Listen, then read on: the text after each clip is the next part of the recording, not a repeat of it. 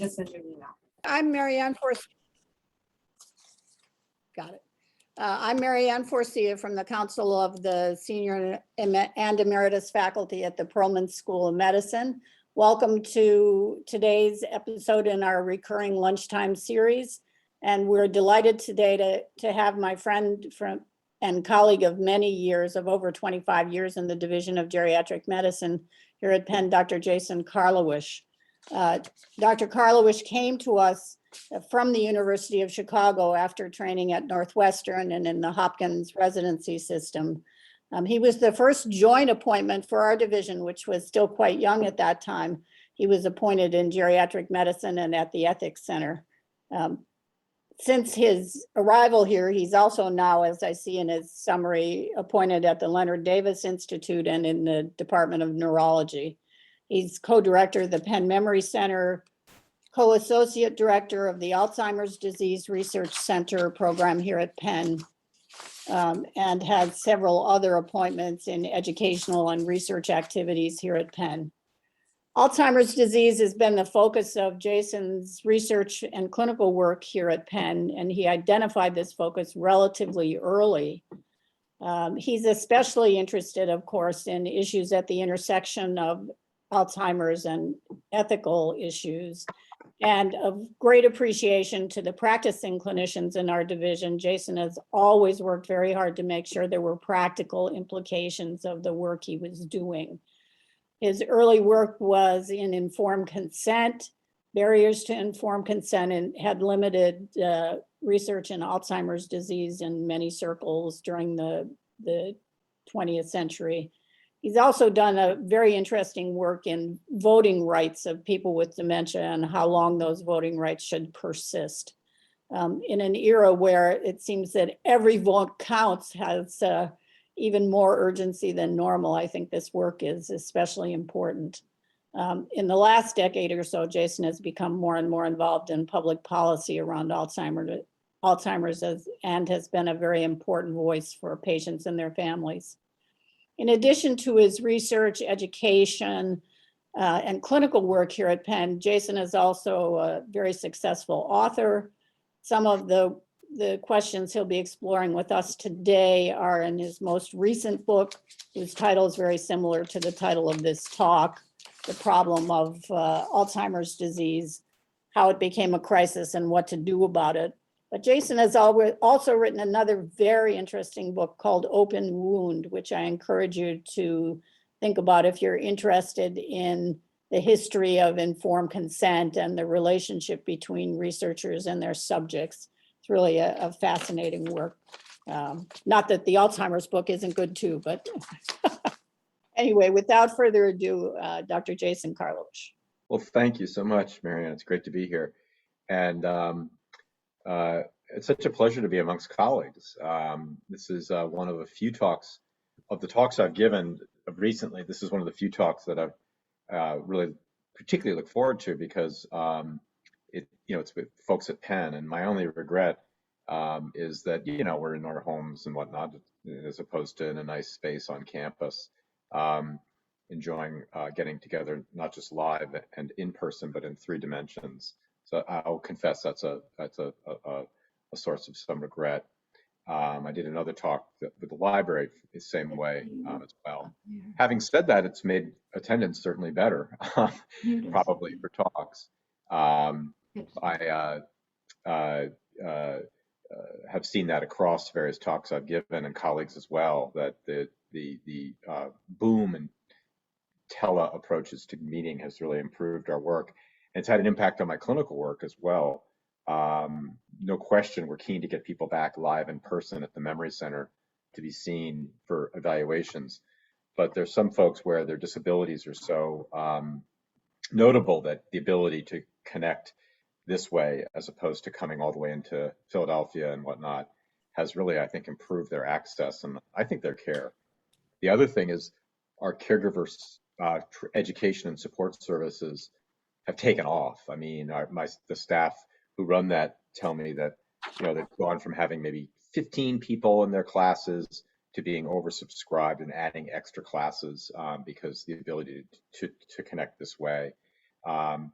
So some sort of sad blessings of this otherwise awful pandemic, I suppose. But I've been back on campus. It's really fun to walk about and see humans back there walking about and enjoying it. I am so I'm one of you. I'm a faculty member. I've been on faculty since 1997 when I came as an instructor, and now I'm a professor. And as Marianne, Dr. Farcia explained, I have appointments in medicine, neurology, and now the Department of Medical Ethics and Health Policy. And I lead a lab called the Penn Program on Precision Medicine for the Brain. And we're very interested in studying the intersections of the clinical, ethical, legal, and policy issues with respect to the biomarker transformation of brain diseases. And of course, Alzheimer's has been a very fertile topic, although it's not the only brain disease which is being redefined from a clinical diagnosis to a biomarker or a pathologic in vivo diagnosis. And that has some numerous fascinating implications. And in the book, The Problem of Alzheimer's, I talk about it. So what I thought I'd do, and I'm joining you from my home, by the way, in Philadelphia. I live on Mount Vernon Street, very near the Eastern State Penitentiary, and it's a nice quick bike ride or brisk walk to campus, which I rather enjoy. What I thought I'd do is I had a couple of remarks about the book and its overall themes, and then I really kind of wanted to open the floor to you all because you wouldn't be here if you weren't interested in the topic. And you also are, I think, a special, unique group. You're fellow academics, and I have a hunch that many of you have some questions or thoughts, etc. And so I think what I'll do is after a couple minutes of my continued monologue, which I'm engaging in now, I would, I guess, whatever your custom is, I don't know if you sort of unmute or you raise your hands or whatever you do, but I'll task Marianne with curating that and running it. Marianne, I didn't mean to burden you, but if that's okay. Sure. But so the book's been in the book, The Problem of Alzheimer's. By the way, it's available in hardback. It's also available in an ebook format, and Kindle and whatnot. And then there's a very nice audiobook version. I read a little bit of it on either end, and then in between is this actor who the press hired to read it. And I mentioned the audiobook because I think it's going to go on sale in the month of November at some deep discount. So if you do audiobooks, pick it up. And I have to plainly confess, if you do have a chance to read it, those websites that take reviews and star ratings, if you feel compelled to put one up, do, or drop me a note. I've had some really fascinating correspondence with readers, and I'm keen to hear, so if you have a chance to. So I started working on this book, I would say, almost 10 years ago. When I look back in my notebooks, I was really talking about the book about Alzheimer's about 10 years ago. At the time, I was wrapping up and the work on this book, Open Wound, and but I started to make this pivot. And I'm glad I wrote the book now, not then, which I'll explain. And it started out as a book that was about me. And the original title that I thought was brilliant was called My Profession, Confessions of an Alzheimer's Doctor, or in my more witty moments, My Confession, Professions of an Alzheimer's Doctor. And I thought it was the most wonderful play on the idea of profession and confession. So profession to both profess something as well as to have a profession, and the idea of confession. It was sort of my talk about what it's like to be an Alzheimer's doctor, et cetera. And that moved it along. I think what it helped me do as a writer was start to really focus on the stories of my experiences, because it was about me, and so my stories of my interactions with my patients. But I kind of got, I realized that's not the book you really want to write, because it's really about the disease, and you happen to be a person in intimate conversation with the disease through patients and family members in your research. But this book isn't about you, it's about the disease. And as the biomarker transformation was unfolding, that all the more emphasized that's really the something you want to tell here, because the disease, and I'm sure we'll talk about this, has undergone this revolution in the way we understand it. And I'll talk about that revolution later in more detail. But this transformation from a clinical diagnosis to a biomarker diagnosis. So that title worked for a while, and then I said, no, that's not working. And then I came upon the title I thought was really the title of the book, and that was The House of Alzheimer's Disease. And I liked the House of Alzheimer's disease for two reasons. If you think about what a house is, it is truly something that we build by our hands. We design it first, we decide what house we want, and then we build it. And there's no doubt that it's truly, to use the word in its most direct way, a social construction, if you will, meaning you designed it, you built it. No one's going to doubt that it's an artifice of human hands and minds. And so I like the idea of the House of Alzheimer's because one of the themes that comes out in the book is that this disease certainly has a biological basis. I don't doubt the biological basis of the disease. It's not a pure social construction, but is among the diseases which I think is heavily constructed by us. And the history of the disease in the 20th century tells that story. And so I thought that was a brilliant title. I really love that title. And I remember by then I had really worked on the book proposal, and I remember the gentleman who became my agent, David McCormick of McCormick Literary. I remember, so about 5 months into our working together on the proposal, he said, "Oh, you're going to change that title. It's not going to work." And I said, "What do you mean? The title's brilliant. Why would you ever change it?" And actually, we sold the book to St. Martin's with that title. It's in the original contract. And then as I was working on the book, writing the book, I changed the title. But the other reason, by the way, why I like the House of Alzheimer's wasn't just the construction idea, but another very important idea, which is preserved also in the book, which is that the idea of having a house is like the idea of creating a home, a place where you dwell. And certainly we've all experienced our homes in a very new and intimate way in the last 18 to 24 months as places that we dwell. And I wanted to also have the book emphasize the need for us to think more thoughtfully as a society about the homes that we create for persons living with Alzheimer's disease and other diseases. And I don't necessarily mean residential long-term care facilities. I mean the home, wherever that home may be. And so that's why I like the House of Alzheimer's. So when I told you, David said you're going to change the title, I didn't change it. I thought it was great. Press buys the book, uses that title. And then I was working on the book, and I thought, that the title is just too weird. It's not working. And I read this essay by the physician and writer and researcher Lewis Thomas called The Problem of Dementia. And that essay that he wrote in 1979 in Discover magazine actually is featured in the opening of the book. It frames the prologue of the book. I thought it was such a compelling essay because essentially Thomas, in 1979, and he's an oncologist, just to add to the brilliance of the essay, he frames the whole problem of Alzheimer's in 1979 and really lays out what's the issues in the first paragraph of the essay. His essay was called The Problem of Dementia. And I thought, that's my title. No, I'm sorry. And then he calls it, that Alzheimer's, in that essay, he calls it, it's the worst of all diseases. It's not the disease of the month. It's the disease of the century. The disease of the century. And I thought, that's my title. That's right. It was the disease of the century. And so we changed the title of the book to The Disease of the Century. And actually, in the early days when it was being previewed on Amazon and other sites, it was The Disease of the Century. And then in March of 2020, I'm having dinner with some friends, and they say to me, "What are you up to?" I said, "Oh, my book's going to come out, soon." They say, "Oh, what's your book?" "It's called The Disease of the Century." And my friend says, "Oh, it's about COVID." I said, "No, it's not about COVID." And we realized COVID has ruined this title because what was a brilliant title, The Disease of the Century, was going to be misunderstood about COVID, and really could actually be offensive both to people who suffered with COVID and people who suffered with Alzheimer's. Whose disease is the disease of the century? And my editor called me and said, "We're going to have to change the title. It's just not going to work with COVID." And I was devastated, but I agreed. And at that point, I was bereft. But I went back to that prologue because usually the beginning of your book is really your book. And I went back to that essay, and it was called The Problem of Dementia. I've told you about that, Dr. Thomas's essay. And I changed it to the Problem of Alzheimer's to bring it up to date.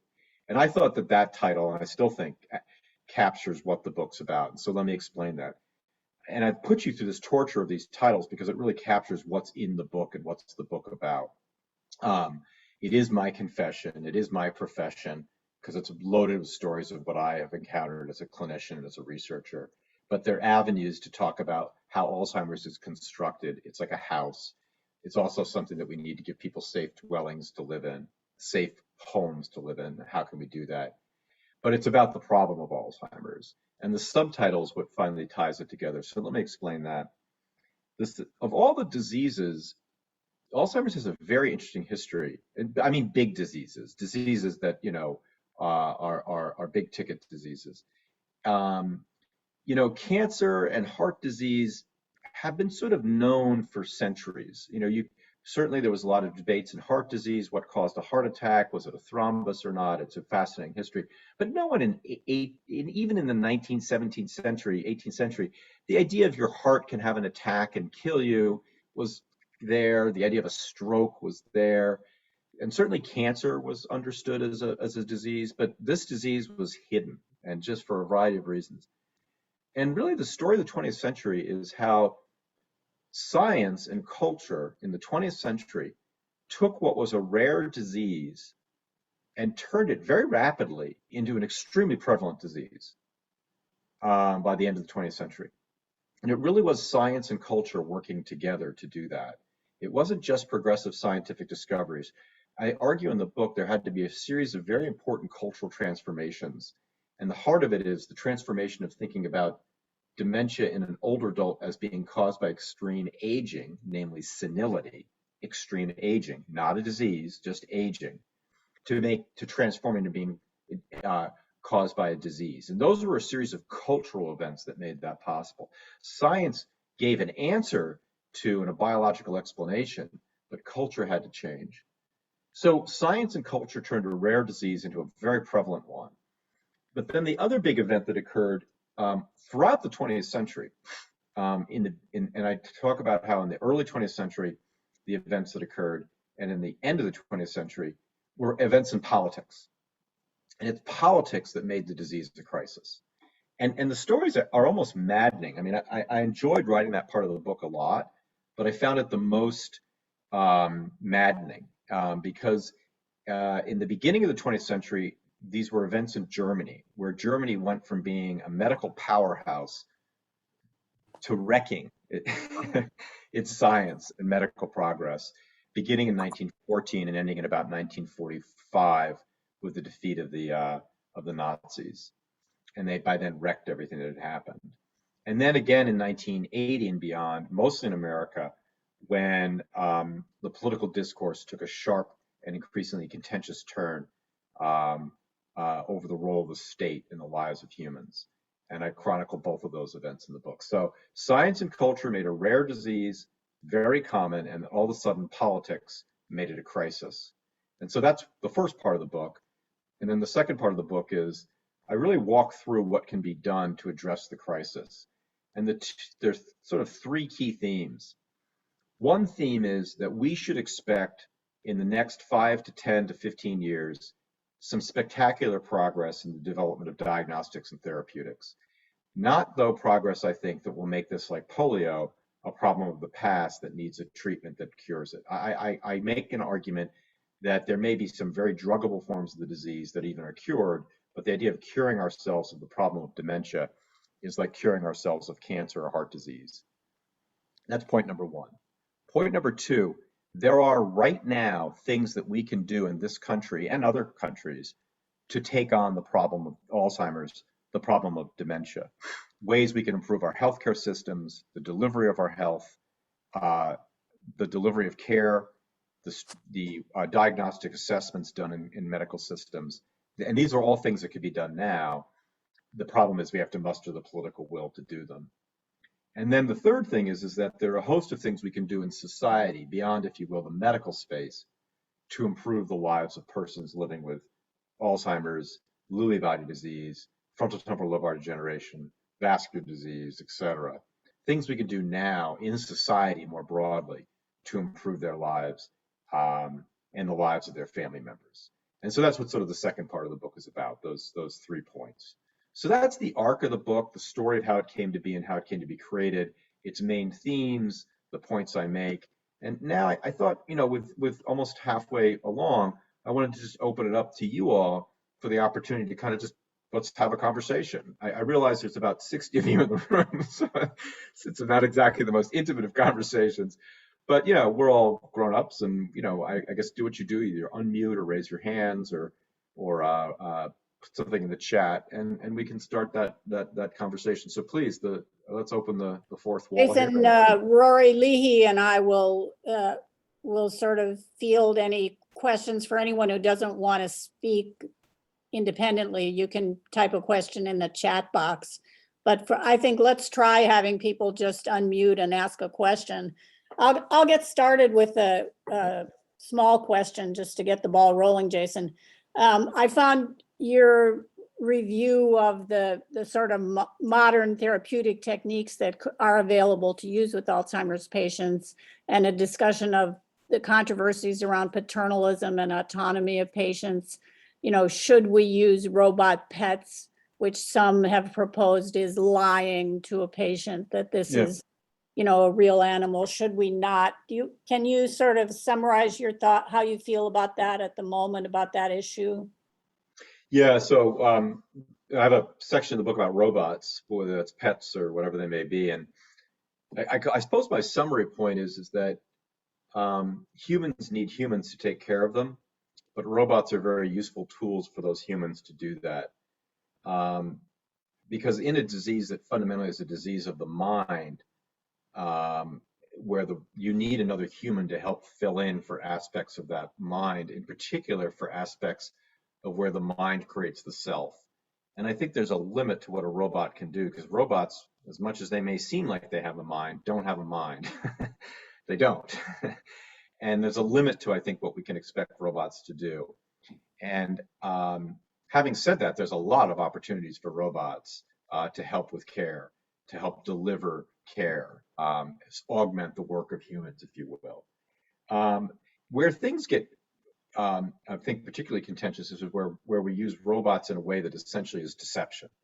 And I think an example of that are sort of like pet robots. So there's this whole line of robots that are built and to look like an animal. There's a seal, there's a dog, there's a cat, etc.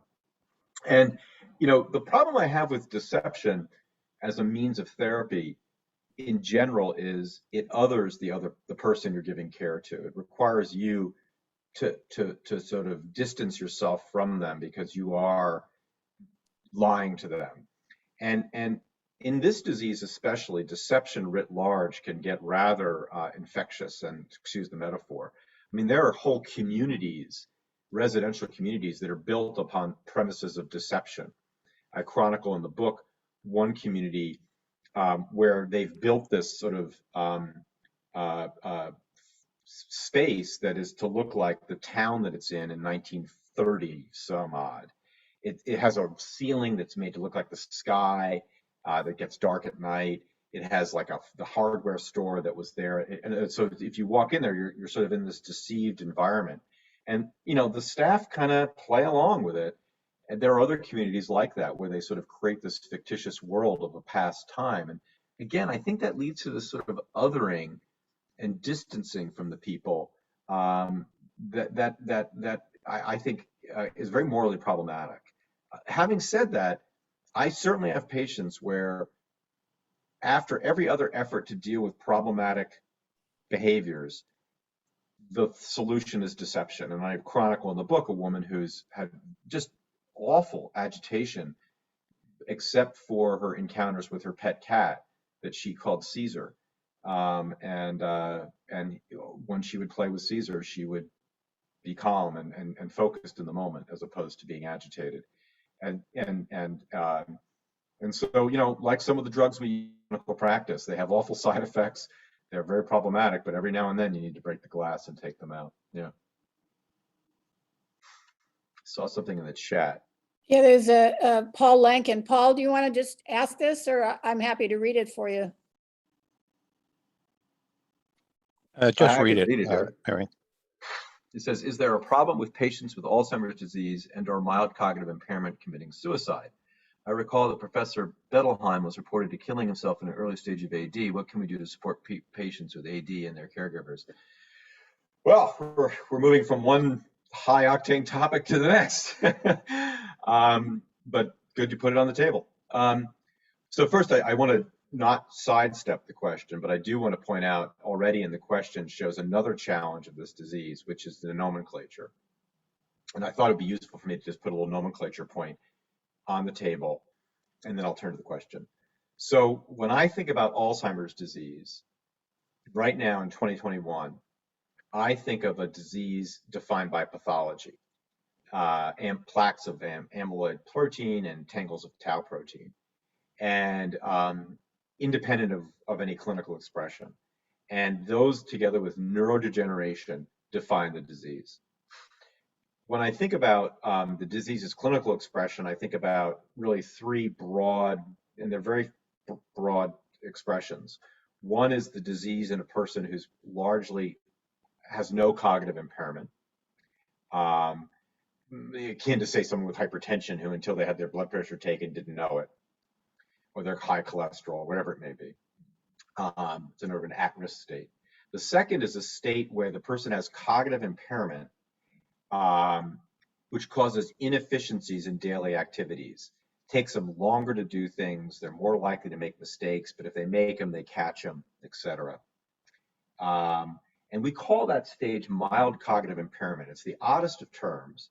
And in the book, I have actually a couple of chapters where I actually interviewed the men. They were all men who discovered mild cognitive impairment, and they truly discovered it. It's actually a fascinating story of this group of investigators at the Mayo Clinic who essentially were roped into this project by a senior guy that they kind of didn't want to do. And I mean, they weren't angry. They were from Minnesota, so they'll do anything that's, to help. But they did it, and the rest is truly one of the most amazing stories. But anyway, that's mild cognitive impairment, and that can be caused by Alzheimer's. And mild cognitive impairment can be caused by Lewy body disease.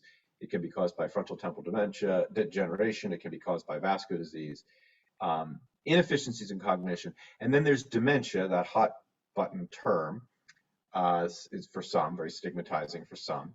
And that describes someone who has disabling cognitive impairments. And by disabling, I mean just that they used to be able to balance their checkbook or to prepare a meal or to use transportation, and now they're making mistakes and they need someone to help them. And that person is usually a caregiver, a human, not a device, but a human.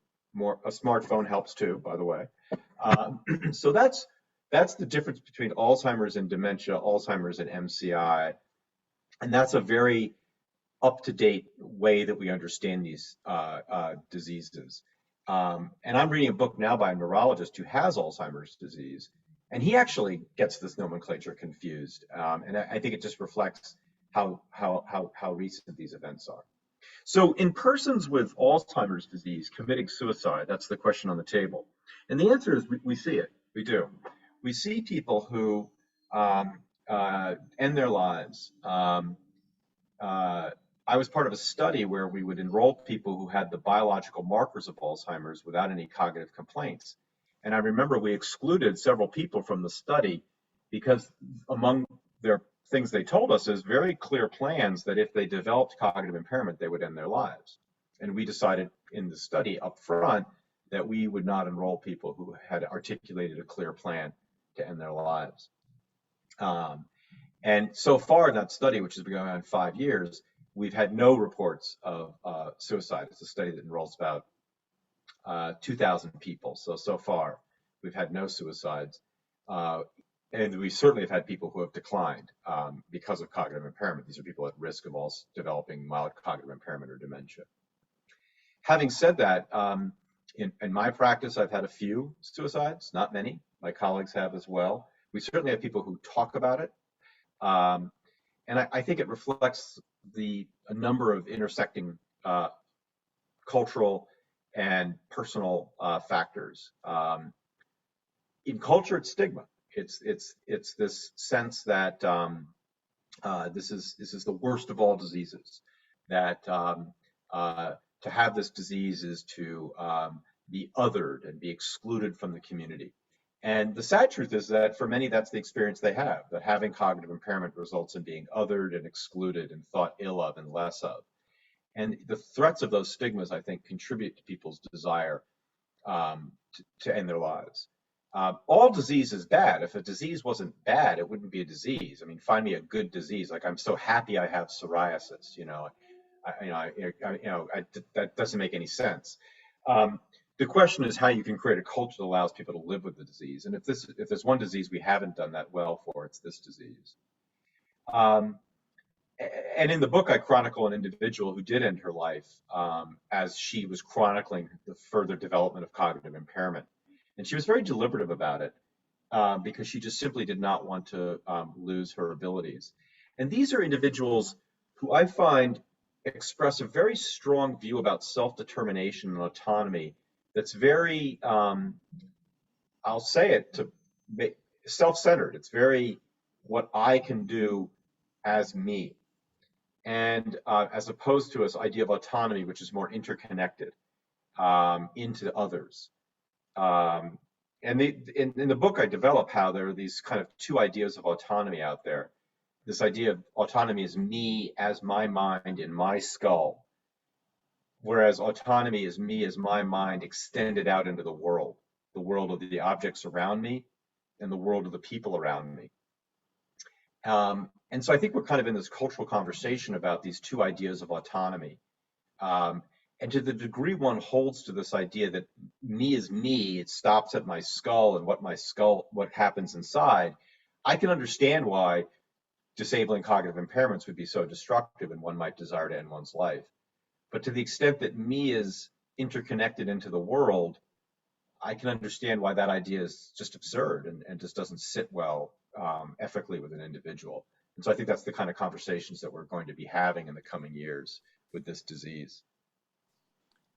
So Jason, what can we do to support patients with the diagnosis of AD by PET scans and other people with MCI and dementias? Well, a simple question with a big answer. I mean, it begins before you even do the diagnosis with the culture that we have and how we talk about the disease. So, for example, I'll give you one example in culture that's personal to me. When I came to Penn and was giving talks like this in 1997 and in the years to follow, we would talk about people who were demented. And we would say, oh yeah, he's demented. And that's just the way we talked. And we don't talk that way anymore. We talk about a person living with dementia, a person living with Alzheimer's. So we have removed it from being adjectival. And my colleagues do that. When we go to meetings now and in research meetings and things, we talk about, well, for persons living with dementia, this is what we need to do. And it's become almost sort of like you wouldn't say demented the way you wouldn't say retarded. I mean, it's just we don't talk that way. And so we're beginning, I think, to see some cultural shifts in the way we use the language to separate the particular problem from the person who has the problem.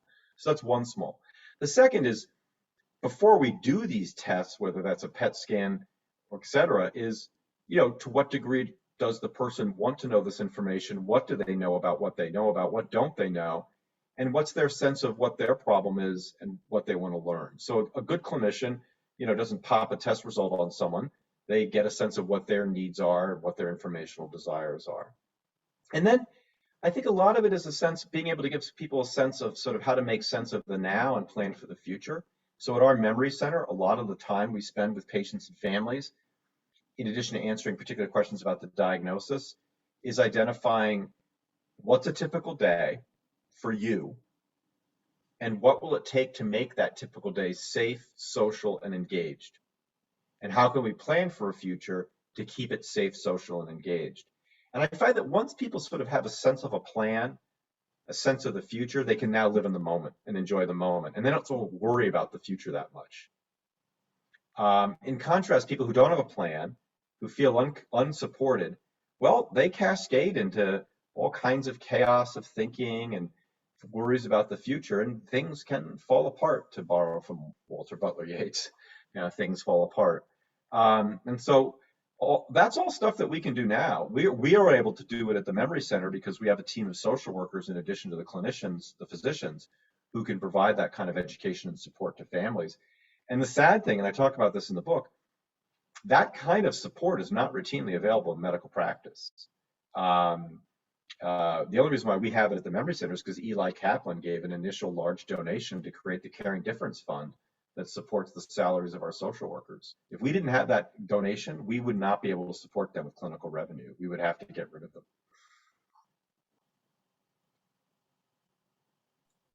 Thanks, Jason. Paula, it's Marianne. If I could kick in just a word or two as well. I often find when I get questions from friends or colleagues about what to do, that there's a reluctance to have the patient evaluated at a place like the memory center for fear of going to a place like that and being with patients like that during the evaluation. But to the extent that you can do exactly what Jason said and encourage them to get an actual evaluation and information about what's available for care planning, there haven't been very many patients or families that I've worked with that regretted the decision to get a specialty evaluation. And I would usually present it just as you would want to see a nephrologist if your renal function was changing. You clearly should see the specialists that know how to deal with this problem, if that's in fact what's happening. Yeah, and I'm dealing with this the person. hurdle My father has yeah, I'm sorry. my father has it's probably mild stage dementia now, caused by Alzheimer's, and I had him diagnosed at the memory center. And I will say one thing that's been very helpful, and this is an answer to another question in the chat room. I don't talk with my father about his dementia. I talk about his Alzheimer's disease. And I talk about the cognitive problems that he has from that. Because occasionally he'll say something to me where, you know, he'll talk about a problem he's having, and I'll say, well, Dad, that's what happens with Alzheimer's disease. And I find it very helpful to just, in plain language, frame that's why that's happening, and that's why we're doing what we're doing. And I found it's allowed us to sort of go forward, make plans, and bring in help for him, which was going to be a real challenge because he lives alone 2 hours away in northern New Jersey. It's a horrible drive. It's like a disastrous drive up 95, and he lives alone. So I was able to bring in support for him. But it's been very helpful just to talk about the diagnosis very openly with him and candidly. The other thing is he's very aware. I remember I met with him because I was beginning to see, I went up to his place because this was actually the week after aducanumab was approved, which only added ironies to it. I went up to his house because I could tell he was having more trouble, and I wanted to bring in more help for him. Someone to take him to the gym because he wasn't going to the gym anymore. He was like, oh, I'll go, and just wasn't doing it. And I knew it's because the travel was hard and some degree of apathy, which is a very common problem. And I remember I started this conversation with him, and I said, well, Dad, you know, what do you think what do you think might happen in the future that might make you need more help? And he said to me very plainly, oh, I won't be able to cook anymore. And I thought, my God, he's really aware that he's going to lose the ability to cook. And, you know, he'll need help to bring in food or otherwise have someone, you know, make meals for him. And so this gets to the question in the chat room. He's very aware of his symptoms. He's very aware even of his functional disabilities, but he's not bothered by them. He's aware of them, but he doesn't dwell on them. In other words, you know, he's not depressed. And I find that's the case with many of my patients. And that they're aware, especially if I ask, I suddenly find the family members are often shocked at how aware their relative is based on what I find. Like really? They'll say, like patients say to me, I've got a memory problem. It's okay for me, but my wife really is bothered by it. And I'll say that back at the end of the visit, and like the wife will look at them like, really? And I find that very helpful to get them to sort of talk a little more openly about what they're noticing or not noticing. What I do find is, like many people with disability, people adjust. And they say, well, but I'm doing okay, so it's not that bad. And I find that absolutely fascinating. You see that across disability, that people adjust. People with very profound physical disabilities will say, well, no, I'm doing okay. Why? Well, because I'm doing okay.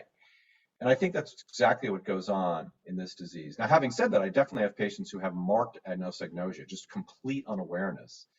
And I think it's the nature of some of the lesions they have, where the location are. And I will tell you, for families, the folks who have no awareness are absolutely maddening to live with. because it's a paracosm of reality you have to construct sometimes in order to get on with life.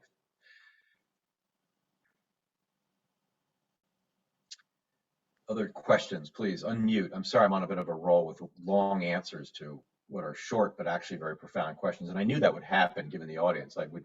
Jason, while we're waiting, do you want to say a few words about what's happening with this new purported treatment, the antibody treatment, yeah, the anti-amyloid antibody, since that's in the news so much right now?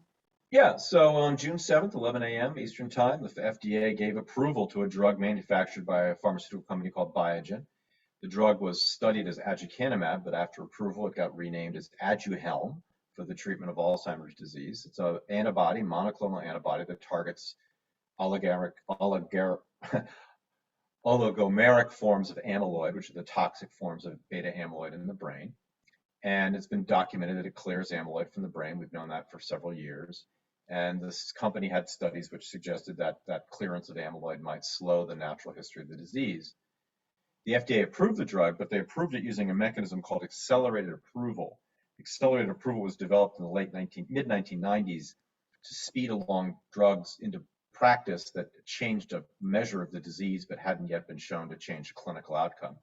And FDA used that mechanism to get this drug out into the market quickly for patients with the disease because, as they explained, patients are desperate and willing to take some risk. They didn't say desperate, but they said they were going to take some risk. Well, I was one among, frankly, many in the field who was shocked at that decision and continued to be disappointed at FDA's decision. And the reason why, I'll speak for myself now, I'm disappointed with FDA's decision is the data that supported aducanumab simply weren't there to show that it was clearly changing the natural history of the disease. And indeed, FDA agrees with that because the accelerated approval requires the company to do a study to validate that their drug actually changes clinical outcomes. So FDA is giving them the chance to sell the drug, but they need to further study it. Now, how they're going to do that study while they're still able to sell the drug is beyond me, but we'll figure that out. But that's where things really start to get just kind of wacky. And it really comes down to just a series of failures on the part of the FDA with this drug approval, which are part of some larger stories at FDA of using accelerated approval as kind of a compromise to get a drug out there. There's more talk at FDA about the need to spur innovation, which is a little odd. It's a bit of a mission creep compared to FDA's original mission of promoting the public health by putting out medicines that are safe and effective. And so really my complaint, I mean, Biogen's a company, they do what they want. They're there to serve their shareholders. That's their fundamental goal. I can't fault them for wanting to get their drug out quickly. That's a good company. But FDA seemed to have been determined to get this drug out there with a process that really ran ragged over process. They never held an advisory board hearing on the accelerated approval mechanism. The one time they were asked about it, they said they weren't going to use it. They met with Biogen in ways that kind of transgressed boundaries of appropriateness. And just a series of failures of process such that it's a little like at the end of a court case, if you don't trust the court process, one side is going to be furious, not just with the outcome, guilty, innocent, constitutional, not constitutional. They're not just going to be angry at the outcome. They're going to be angry that they don't believe in the outcome because they don't believe that the process was fair. And that's the complaint I have with the approval of aducanumab. The drug may work. It actually may work. But the data that are there don't let you say that. And the time it will take to prove that versus if they'd just done another phase 3 study is much longer than that phase 3 study. And that's why I get myself exercised still as I talk about this, that it was just a failure of FDA activities. Now, the drug is not yet widely available because the insurers haven't really come around to supporting reimbursement because of these controversies that still linger. And also the drug is priced at about $60,000 a year, which with a Medicare copay means that patients are going to pay about $8,000 to $10,000 a year in copay. And the insurers will pay the rest. And so CMS is due to issue a decision about coverage probably in January of next year, so about 2 months. And that'll definitely be headline making, depending on no matter what they say, that'll make headlines. So we're in for a rocky road in the coming years, which I didn't think we had to travel down had we been a little more thoughtful. And so the field's in a bit of a fraught position now. So that's the story of aducanumab. Actually, if you go to my website, which is just my name, jasonkarlawish.com, there's a whole section under my writing section about aducanumab, and you can read about the story about the drug and whatnot, and how it came to be and the controversy that surrounds it. Other questions from folks? One thing we haven't talked about is caregiving, and I could chat a bit about that, but please unmute if you have questions or reactions to anything I've said so far. Very polite group here.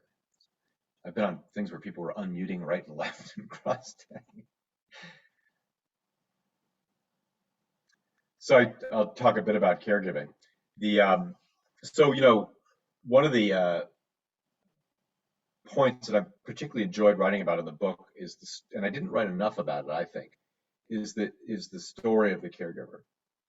And it's if it wasn't for caregiving, this disease wouldn't be framed and seen the way it is. And so what are you talking about? Well, let me give you a historical point. If you do a Google Ngram search, you know, Google Ngram, you can type a word in, and it will print out over whatever time period you want the annual frequency that the word appears in the English language. It's kind of fun to do. You can see how words sort of become popular or not over time, when they first appear, how long they've been used. Well, if you put in, for example, the word Alzheimer's disease, it's flat until 1975-ish, and then it appears in the English lexicon, and then it just takes off. And I talk about in the book the events that led to that. If you put the word caregiver in, it's also flat until about 1980, and then it takes off.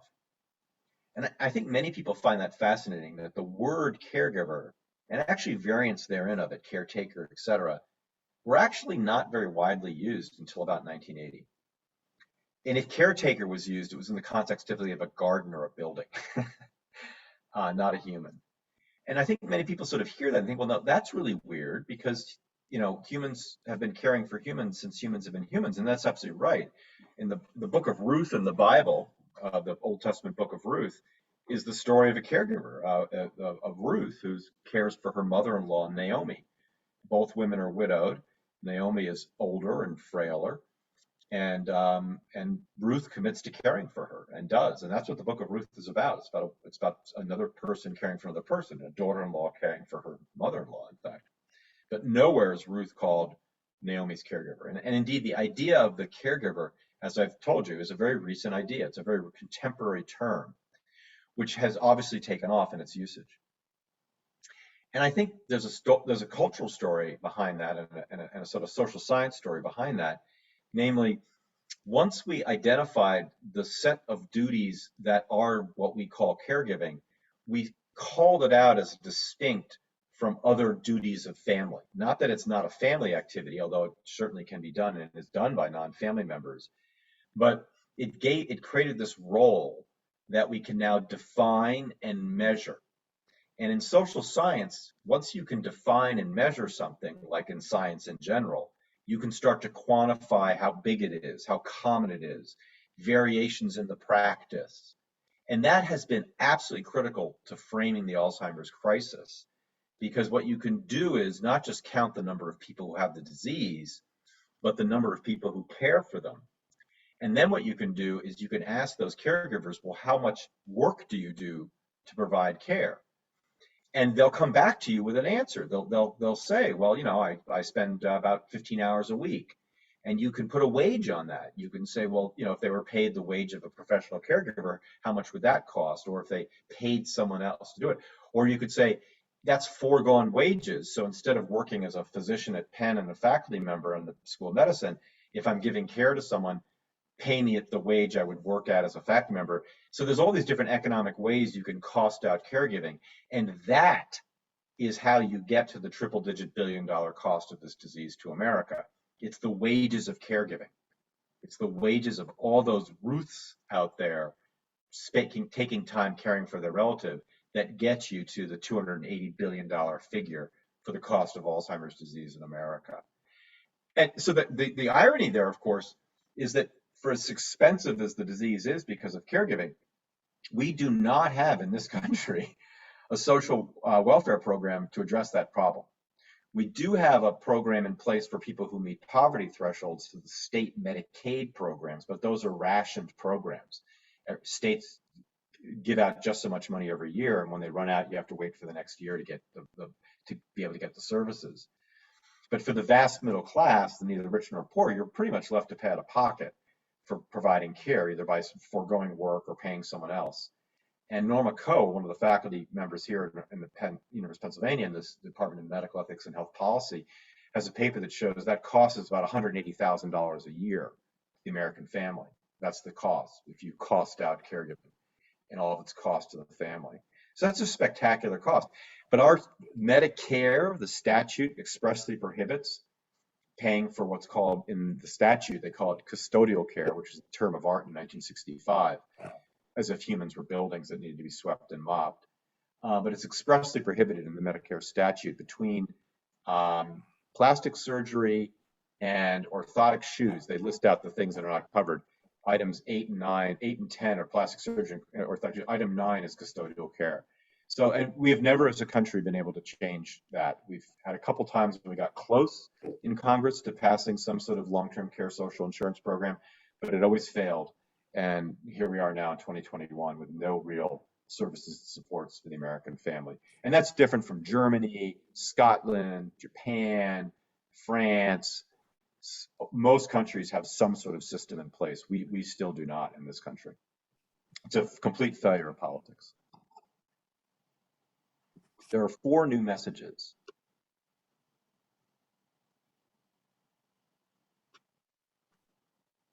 Jason, I made some comments about caregiving.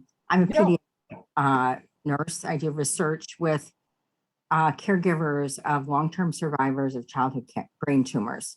So these are young adults who live in their home with their parents, and their parents have been doing this not for 5 or 10 years, for maybe 20 years. This is a long-term caregiving. And I think we've been talking about families forever in the literature, not labeling them as caregivers necessarily, but I just want to challenge you on that there is kind of a rich heritage there in the social science and nursing literature about families and our attempts to help them. I was especially interested, though, in something you mentioned about the autonomy. And I think just from my own observations in my own family, my step family, about individuals with Alzheimer's and this bifurcation, because it, really all starts with the patient and the ability of the family to engage the patient. And that can be horrific. Yeah. Horrific. I've seen it in with my stepchildren and their mother. Can you talk a little bit about, because I think that is really an important. So the cultural trend that transformed Alzheimer's into a disease that was very common. The cultural trend was the rise of the principle of respect for autonomy in culture. If you look at the arc of the history of autonomy, it appears in the 20th century, early 20th century, and takes off, of course, in the 20th century. And one of the key events that I think occurred by the mid of the late 20th century was a wide recognition that all adults should be able to self-determine their lives, regardless of their gender, color, culture, sexuality. And that transformation, I think, was part of why losing one's self-determination as one got older began to be culturally unacceptable. Right. Whereas before, it was just, quote, part of getting older, just like when December comes in the Northern Hemisphere, it just gets cold, assuming the climate doesn't change anymore. And I think that is one of the reasons, not the only, but one of the reasons why a series of events unfolded. Number one, older adults who had senility caused by, quote, old age were viewed as people who needed help, and they had plaque and tangle, and that's Alzheimer's. So let's say they have Alzheimer's, call it a disease and do something about it, because losing your autonomy with aging isn't normal. It also explains, I think, why assumed social family roles of, well, of course there will always be a daughter to care for someone, a daughter-in-law, and they'll always be nearby because they're not allowed to move. etc., began to be increasingly unacceptable. And you see this played out actually in other countries that were up until very recently on a very agrarian model, where it's assumed you have a large family and there are a bunch of daughters around and they'll take care of the old relatives. That's just what they're supposed to do. Once family sizes shrunk because people began to self-determine their reproduction, once family sizes scattered because people were allowed to pursue jobs, particularly women, you couldn't rely on these just sort of implicit social networks to take care of someone who's disabled from dementia. And so I think all those events add up to why we're in the situation we're in now. The fact that we don't provide them care is because our politicians can't see their way to do that. That's not the fault of autonomy of the American family. That's the fault of society not being able to care for each other. But I mean, to put it crudely, you want to solve the Alzheimer's problem? Go back to 1950. Tell women they can't work. Keep them in the home. Have them take care of the old people. I wouldn't do it, but that's one way to solve the Alzheimer's problem. I think that's the implicit message here. What's that? It's the implicit message here, right? Yeah. Yeah, and I feel bad for the American women, and much of the story of Alzheimer's in the second half of the 20th century is the story of American women saying to America, I can do this, you can't tell me not to do it, and I have just as much right to self-determine my life as you, the American man, does. And the Alzheimer's problem sort of animates many of those conversations. And I think the fights, many of the fights around the family values movement versus the women's lib movement reverberate into the lives of people with Alzheimer's disease in ways that are rather paradoxical and sometimes rather kind of ironic. And I talk about that in the book. I'll leave you with this. I know we're short on time. And I've chatted with people in Europe about Alzheimer's, and they're very candid there. One of the folks I talked with, if you look at the quality of care for people with dementia, regardless of the cause, in Europe, you can do a north-south plot. The best place to have Alzheimer's or dementia is probably Sweden. And the best place to be a caregiver is probably Sweden. And it just gets worse as you go down until you get to Italy and the southern countries, where they still basically say the family will take care of it. And you can plot a lot of that by the degree to which from Northern Europe to Southern Europe, they emphasize the rights of the individual, whether you're a patient or whether you're a family member, to be able to decide how you want to live your life. And so, whereas as you go to Southern hemispheres, there are all these implicit assumptions about what a family must do, particularly, again, women. A lot of it comes back to the expectations put on women as women to do things. So anyway, that's in the book, by the way. Take a look at that. I would be keen to the person that asked me those questions, which I've rambled about, to hear your thoughts after you get a chance to look at it. Because I think, Janet, I had the feeling after you read that, I think we're actually more aligned than not. I think so, right. Yeah. Yeah. I'd be intrigued. So take a look. It's a whole part 2 of the book. There's a whole chapter actually called A Crisis in the Family, which I think you might find very interesting. Yeah, right. Yeah. I think we have just a few minutes, Dr. Shepard, but go ahead. It might be interesting to use this as an opportunity to reframe that discussion. Perhaps Alzheimer's could be a good way of reframing the family discussion as to who does what. It's long past time that it should be better distributed than it has been over the years.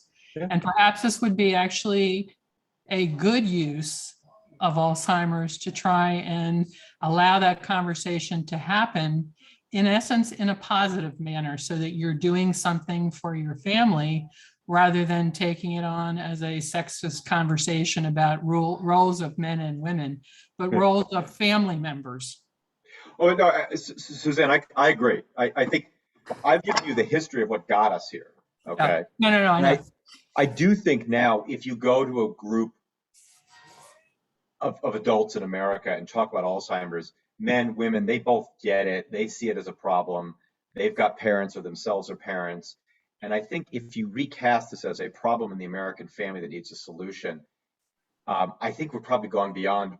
I was very crass when I said it, like, we'll just have the women go back home and stop working, I will say, though, when we still have fights over workplace leave in this country, I mean, we couldn't agree as a country to give women, I think, what do we give women 3 days after birth and then they have to go back to work? I mean, so I think we're still having some tough conversations about you know, how to support the American family, never mind Alzheimer's. So, but I hear you. And I think the more we can reframe this as about the American family, we might have a chance. I wonder though, if you couldn't use it as a positive, because certainly men understand certain parts of the conversation with other men better than women do. And Yeah. women may understand certain parts of the conversation with other women better than men would do.